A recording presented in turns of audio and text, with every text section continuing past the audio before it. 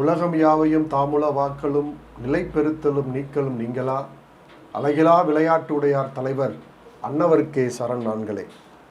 அன்பர்களே, பகவான் ஸ்ரீ கிருஷ்ணர் தன்னுடைய பகவத்கீதையிலே மாதங்களிலே நான் மார்கழி என்று சொல்கிறார்.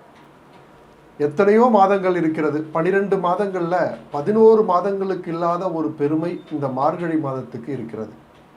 காரணம் என்னவென்றால், இந்த மார்கழி மாதம் என்பது தேவர்களுக்கு ஒரு காலை பொழுது. உத்தராயண காலம், தட்சிணாயன காலம் என்று 2 வகையாக பிரிக்கிறார்கள். உத்தராயண காலம் என்பது தை, மாசி, பங்குனி, சித்திரை, வைகாசி, ஆனி, இந்த 6 மாதங்களை உத்தராயண காலம் என்று சொல்கிறார்கள். நமக்கு 6 மாதம் என்பது தேவர்களுக்கு ஒரு பகல் பொழுது. தட்சிணாயன காலம் என்பது ஆடி முதல் மார்கழி வரை, ஆடி, ஆவணி, புரட்டாசி, ஐப்பசி, கார்த்திகை, மார்கழி, இந்த 6 மாதங்களை அவர்கள் தட்சிணாயன காலம் என்று சொல்கிறார்கள். அதாவது தேவர்களுக்கு அது ஒரு இரவு பொழுது. உத்தராயண காலம் என்பது 6 மாதங்கள். பூமியிலே வாழக்கூடிய நமக்கு 6 மாதங்கள் என்பது தேவர்களுக்கு ஒரு பகல் பொழுது. தட்சிணாயன காலம் என்பது 6 மாதங்கள் தேவர்களுக்கு ஒரு இரவு பொழுது. இப்போ மார்கழி மாதத்திற்கு நாம் வருவோம். மார்கழிக்கு ஏன் இவ்வளவு சிறப்பு என்றால், மார்கழி மாதம் 30 நாட்கள். பூமியிலே வாழக்கூடிய நமக்கு இந்த 30 நாட்கள் என்பது தேவர்களுக்கு ஒரு காலை பொழுது. எனவே நாம் எப்படி காலையில் எழுந்து நம்முடைய அன்றாட பணிகளை செய்துவிட்டு நாம் எப்படி நம்முடைய வேலைகளுக்கு நாம் செல்கிறோமோ, அதை போல தேவர்கள் இந்த காலை பொழுதிலே எழுந்து தங்களுடைய கடமைகளை செய்வதற்காக புறப்படுவார்கள். அந்த விடியற்காலை நேரத்திலே நாம் இறைவனை துதித்து ஆராதனை செய்து அவனை பாடி நாம் வரங்களை கேட்டால் அது தேவர்களுக்குடைய காதுகளிலும் இறைவனுடைய காதுக்கும் சென்று நாம் கேட்ட வரங்கள் எல்லாம் நிச்சயமாக நிறைவேற்றப்படும் என்ற நம்பிக்கையின் காரணமாகத்தான் மார்கழி மாதம் சிறப்பாக கொண்டாடப்படுகிறது. அப்போ நமக்கு 30 நாட்கள் என்பது, ஒரு மாதம் என்பது தேவர்களுக்கு அது ஒரு பகல், அதாவது ஒரு காலை பொழுதாக கருதப்படுகிறது. சரி, இப்போ இந்த மார்கழி மாதத்தில் ஏன் நோன்பு நோற்க வேண்டும் அப்படின்னு பார்த்தோம்னா, ஆயர்பாடியில் இருந்த இடைச்சிமார்கள் எல்லாம் கண்ணனையே தன்னுடைய கணவனாக அடைய வேண்டும் என்று ஆசைப்பட்டார்கள். ஏனென்றால் வந்திருப்பது பரம்பொருள் அல்லவா. அந்த பரம்பொருளை அடைய வேண்டும் என்பதற்காக, அவனுடைய ராச லீலைகளிலே தன்னை ஈடுபடுத்தி கொள்ள வேண்டும் என்பதற்காக ஆயர்குலத்தில் இருந்த பெண்கள் எல்லாம் யமுனை நதிக்கு காலையிலே சென்று காத்தியாயினி என்ற தெய்வத்திற்கு விரதம் இருந்து பாவை நோன்பு, யமுனையினுடைய நதியிலே இருந்த மண்ணை எடுத்து ஒரு பாவை, ஒரு பொம்மையாக செய்து அதை விரதம் இருந்து கண்ணனையே தன் கணவனாக அடைய வேண்டும் என்று ஆயர்குல பெண்கள் எல்லாம் செய்த அந்த நோன்பு, அந்த நோன்பைத்தான் நம்முடைய ஸ்ரீவில்லிபுத்தூரிலே அவதரித்த ஆண்டாள், பூமாதேவியினுடைய அம்சமாக பிறந்தவள் ஆண்டாள், அவள் தன்னை ஒரு இடைக்குல பெண்ணாக கற்பனை செய்து கொள்கிறார். ஏனென்றால் பெரியாழ்வார் நந்தவனம் அமைத்து இறைவனுக்கு புஷ்ப கைங்கரையும் செய்து கொண்டிருந்தார் ஸ்ரீவில்லிபுத்தூரிலே. அவர் ஒரு நாள் துளசி செடியின் கீழே போய் அந்த துளசி செடியெல்லாம் நன்றாக நீர் ஊற்றி அவைகளை களை பறித்து அவைகளை வளர்க்க வேண்டும் என்பதற்காக அப்படி செய்கின்ற போது ஒரு துளசி செடியின் கீழிருந்து ஒரு பெண் குழந்தையை கண்டெடுக்கிறார். அவள்தான் இந்த ஆண்டாள். அவளுக்கு சூடி கொடுத்த சுடர்குடி, கோதை நாச்சியார் என்ற திருநாமங்கள் உண்டு. இப்போ பெரியாழ்வார் ஆண்டாளை வளர்க்கின்ற போதே அவனுக்கு கண்ணனுடைய லீலைகளையும் துவாபர யுகத்திலே கண்ணன் அவதரித்ததனுடைய நோக்கங்களையும் அவன் ஆயர்பாடியிலே செய்த லீலைகளையும் இடைச்சிமார்கள் அவன் மீது கொண்டிருந்த பேரன்புகளை எல்லாம் பெரியாழ்வார் சொல்லி சொல்லி வளர்ப்பதினாலே ஆண்டாள் தன்னை ஒரு இடைக்குல பெண்ணாக கற்பனை செய்து கொள்கிறாள். அப்படி அவர் கற்பனை செய்து கொண்டு ஸ்ரீவில்லிபுத்தூரை ஆயர்பாடியாக அவர் கற்பனை செய்து கொள்கிறார். எனவே அந்த துவாபர யுகத்திலே ஆயர்பாடியில் இருந்த பெண்கள் எல்லாம் கண்ணனையே கணவனாக அடைய வேண்டும் என்று அவர்கள் காத்தியாயினி தெய்வத்திற்கு நோன்பிருந்தார்கள் அல்லவா. அதை போல ஆண்டாளும் கண்ணனையே காதலனாக கணவனாக அடைய வேண்டும் என்று நினைக்கிறார். அதனால் அந்த ஆயர்பாடியில் இருந்த பெண்கள் நோற்ற அந்த நோன்பை இவளும் கை கொள்கிறாள். அதுதான் இந்த மார்கழி மாதத்தினுடைய நோம்பினுடைய சிறப்பு அம்சம். இந்த ஆண்டாள் ஆடி மாதம் பூர நட்சத்திரத்திலே இவள் அவதரித்தாள். அழகிய மணவாள மாமுனிவர் சொல்கிறார், இன்றோ திருவாடி பூரம் எமக்காக அன்றோ இங்கு ஆண்டாள் அவதரித்தாள் என்று சொல்கிறார். அப்பேற்பட்ட ஆண்டாள் இந்த மார்கழி மாதத்திலே கண்ணனை காதலனாக கணவனாக அடைய வேண்டும் என்பதற்காக நோட்ட நோன்புதான் இந்த மார்கழி நோன்பு, பாவை நோன்பு என்று சொல்லக்கூடிய இந்த நோன்பு. இப்போ தன்னை ஒரு இடைக்குள்ள பெண்ணாக அவள் கற்பனை செய்து கொள்கிறாள்.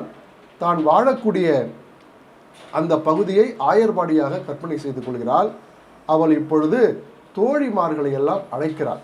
நாம் எல்லாம் இந்த மார்கழி மாதத்தில் பனி பொழிகின்ற இந்த நேரத்தில், விடியற்காலை நேரத்தில் எழுந்து இறைவனை சென்று நாம் பாடி பறை கொள்வோம்.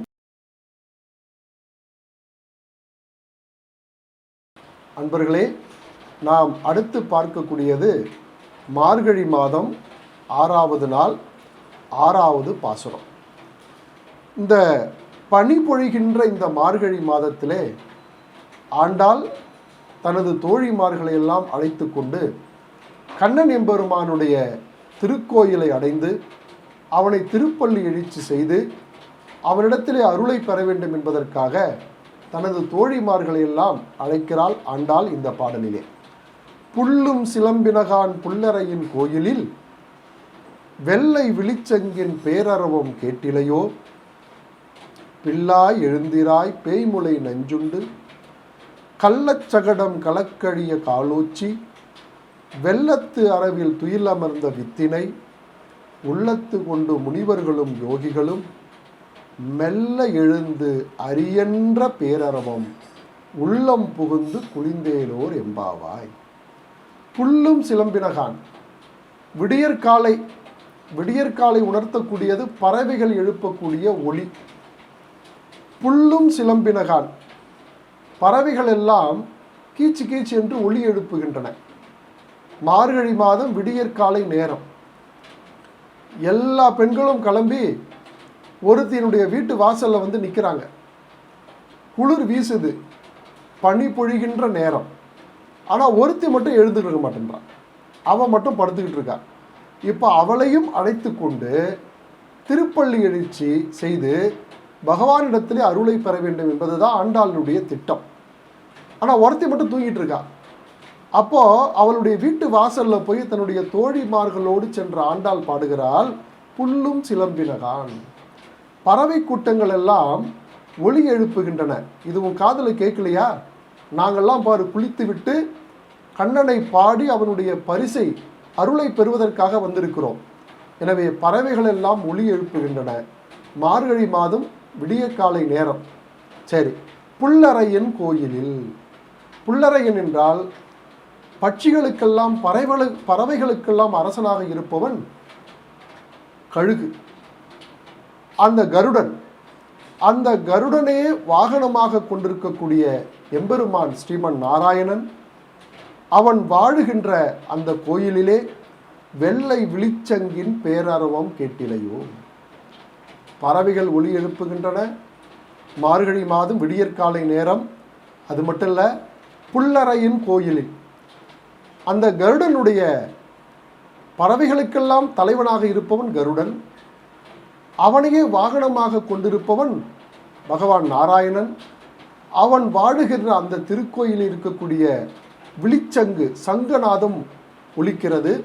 அது கூட உன் காதலை கேட்கலையா? கேட்டிலையோ. பறவைகள் ஒளி எழுப்புகின்றன. கருடனையே தன்னுடைய வாகனமாக கொண்ட எம்பெருமான் நாராயணுடைய கோயிலிலே சங்கநாதம் ஒலிக்கிறது. அது கூட உன் காதலை கேட்கலையா? பில்லாய் எழுந்திராய். ஏ பெண்ணே, தயவுசெய்து எழுந்துரு. நாங்கள்லாம் இந்த பனி பொழிகின்ற குளிர் நேரத்தில் உன் வீட்டு வாசலில் வந்து தவம் கிடக்கிறோம். ஆனால் நீ இன்னும் நல்லா தூங்கிட்டு இருக்கிற. பில்லாய் எழுந்திராய். பேய்முளை நஞ்சுண்டு. கண்ணன் எம்பெருமான் எப்பேற்பட்டவன் தெரியுமா? நான் சொன்ன பாருங்க, 3வது பாடலிலே ஓங்கி உலகளந்த உத்தமன். 3வது பாசுரத்தில் அந்த ரத்னமாலை என்று ஒருத்தி இருந்தா, மகாபலி சக்கரவர்த்தியினுடைய மகள்.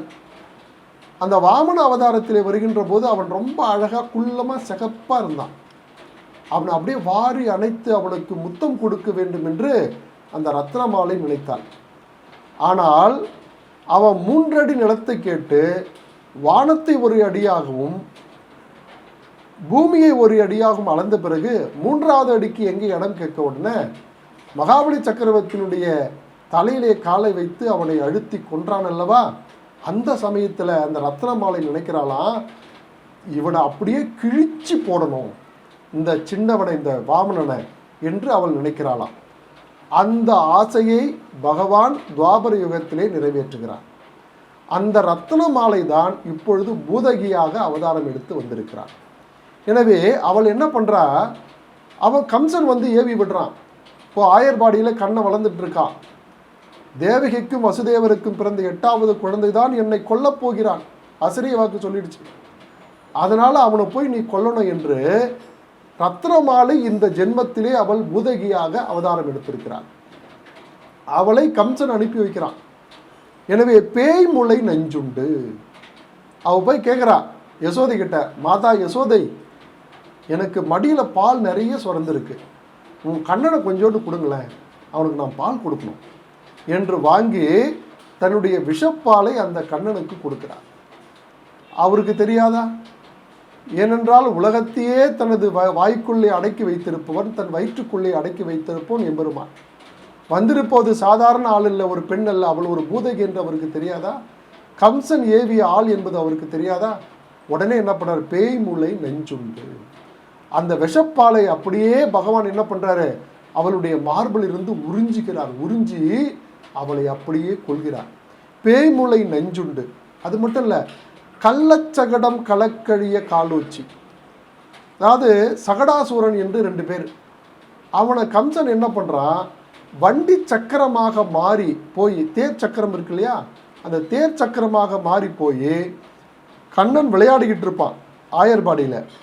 அவன் மீது அப்படியே ஏறி அவனை கொன்னுடுங்க என்று கம்சன் ஏவி விடுறான்.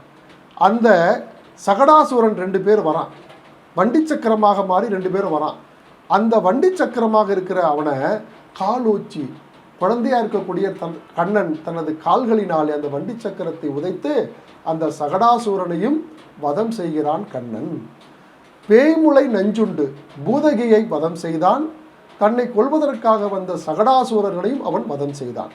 அப்படிப்பட்ட இறைவன் வெள்ளத்தரவில் துயிலமர்ந்த வித்தினை. பார்க்கடலிலே ஆதிசேஷன் மீது, ஆதிசேஷனுடைய நிறம் வெள்ளை நிறம், வெள்ளை நிறமுடைய பாம்பு ஆதிசேஷன். திருப்பார்கடலிலே பகவான் வெள்ளை நிறமுடைய ஆதிசேஷன் மீது, அதான் வெள்ளத்தரவில் அந்த ஆதிசேஷன் மீது இறைவன் படுத்து உறங்கிக் கொண்டிருக்கிறான்.